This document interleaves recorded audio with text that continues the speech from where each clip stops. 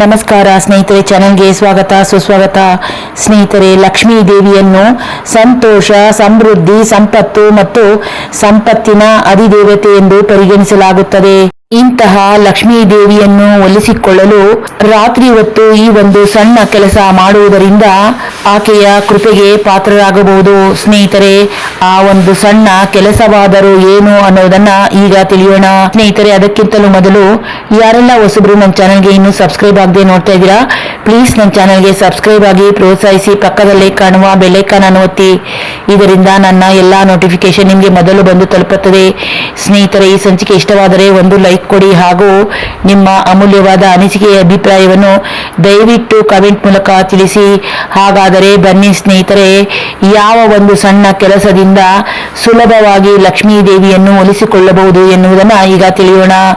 ಸ್ನೇಹಿತರೆ, ಲಕ್ಷ್ಮೀ ದೇವಿಯನ್ನು ಸಂತೋಷ, ಸಮೃದ್ಧಿ, ಸಂಪತ್ತು ಮತ್ತು ಸಂಪತ್ತಿನ ಅಧಿದೇವತೆ ಎಂದು ಪರಿಗಣಿಸಲಾಗುತ್ತದೆ. ಲಕ್ಷ್ಮೀ ದೇವಿಯ ಆಶೀರ್ವಾದ ಪಡೆಯಲು ಜನರು ದೇವಿಯ ಮಂತ್ರಗಳನ್ನು ಪಠಿಸುತ್ತಾರೆ ಮತ್ತು ಕೆಲವು ಜ್ಯೋತಿಷ್ಯ ಪರಿಹಾರಗಳನ್ನು ಮಾಡುತ್ತಾರೆ.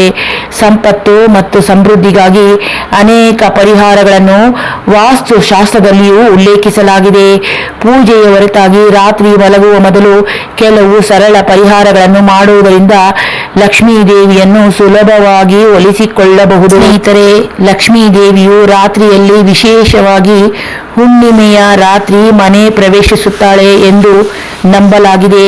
ಹಾಗಾಗಿ ಮಲಗುವ ಮುನ್ನ ಮನೆಯ ಮುಖ್ಯ ಬಾಗಿಲನ್ನು ಸ್ವಚ್ಛವಾಗಿರಿಸಿ. ದೇವಿಯು ಮನೆಯೊಳಗೆ ಪ್ರವೇಶಿಸುವಾಗ ಯಾವುದೇ ಅಡ್ಡಿ ಅಥವಾ ಕೊಳಕು ಇರಬಾರದು. ಯಾರ ಮನೆ ಸ್ವಚ್ಛ ಮತ್ತು ಅಚ್ಚುಕಟ್ಟಾಗಿರುತ್ತದೆಯೋ ಅವರಲ್ಲಿ ತಾಯಿ ಲಕ್ಷ್ಮಿ ನೆಲೆಸುತ್ತಾಳೆ ಎಂದು ನಂಬಲಾಗಿದೆ. ಸ್ನೇಹಿತರೆ, ಪೂಜಾ ಸ್ಥಳವನ್ನು ಎಂದಿಗೂ ಕತ್ತಲೆಯಲ್ಲಿ ಇಡಬಾರದು.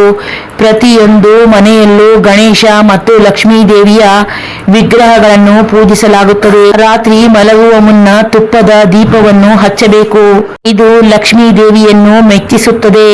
ಕತ್ತಲೆ ಸ್ಥಳಗಳನ್ನು ವಾಸ್ತುವಿನಲ್ಲಿ ಹೇಳುವಂತೆ ಇದು ನಕಾರಾತ್ಮಕತೆಯ ಕೇಂದ್ರವೆಂದು ಪರಿಗಣಿಸಲಾಗುತ್ತದೆ. ವಾಸ್ತುಶಾಸ್ತ್ರದಲ್ಲಿ ಉತ್ತರ ದಿಕ್ಕನ್ನು ಸಂಪತ್ತಿನ ದೇವರಾದ ಕುಬೇರನ ದಿಕ್ಕು ಎಂದು ಪರಿಗಣಿಸಲಾಗುತ್ತದೆ.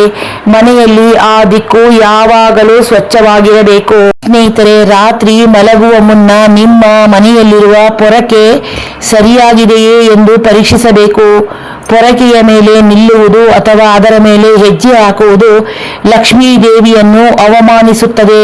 ಪೊರಕೆಯನ್ನು ಬಳಸಿದ ನಂತರ ಯಾರ ಕಾಲು ತಾಕದ ಸ್ಥಳದಲ್ಲಿ ಇರಿಸಿ ಅದನ್ನು ನೆಲದ ಮೇಲೆ ಅಡ್ಡಲಾಗಿ ಇಡಬೇಕು. ಸ್ನೇಹಿತರೆ, ಸರಿಯಾದ ದಿಕ್ಕಿನಲ್ಲಿ ಮಲಗಬೇಕು. ಯಾವಾಗಲೂ ನಿಮ್ಮ ತಲೆಯನ್ನು ದಕ್ಷಿಣಕ್ಕೆ ಮತ್ತು ಪಾದಗಳನ್ನು ಉತ್ತರಕ್ಕೆ ಇರಿಸಲು ಪ್ರಯತ್ನಿಸಿ.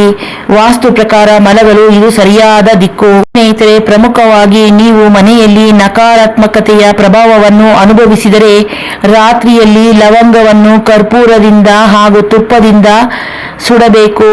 ಮಲಗುವ ಮುನ್ನ ಹೀಗೆ ಮಾಡಿ. ಇದನ್ನು ಪ್ರತಿದಿನ ಮಾಡುವುದರಿಂದ ಸಂಪತ್ತು ಹೆಚ್ಚುತ್ತದೆ ಮತ್ತು ನಕಾರಾತ್ಮಕತೆ ದೂರವಾಗುತ್ತದೆ ಎಂದು ನಂಬಲಾಗಿದೆ.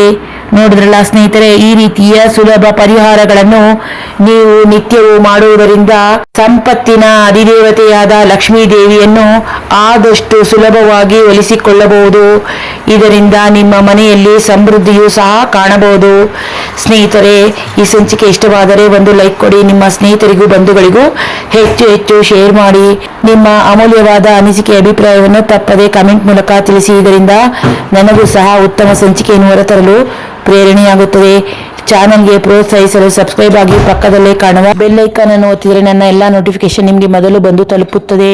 ಧನ್ಯವಾದಗಳು ಸ್ನೇಹಿತರೆ. ಮತ್ತೊಂದು ಸುಂದರ ಸಂಚಿಕೆಯೊಂದಿಗೆ ಆದಷ್ಟು ಬೇಗನೆ ಬರುತ್ತೇನೆ. ಅಲ್ಲಿಯವರೆಗೂ ನಮಸ್ಕಾರಗಳು.